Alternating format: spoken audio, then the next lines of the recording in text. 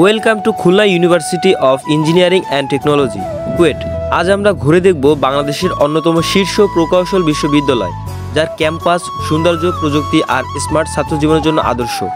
কুয়েট বাংলাদেশের অন্যতম শীর্ষ প্রকৌশল বিশ্ববিদ্যালয়, যেটা 1967 সালে প্রতিষ্ঠিত। তখন নাম ছিল খুলনা ইঞ্জিনিয়ারিং কলেজ, পরে ইউনিভার্সিটিতে রূপান্তরিত হয়। পুরো ক্যাম্পাস খুবই শান্ত, সবুজে ঘেরা, পড়াশোনার জন্য একদম পারফেক্ট। এখন চলে আসলাম মূল সৌন্দর্যের পয়েন্টে।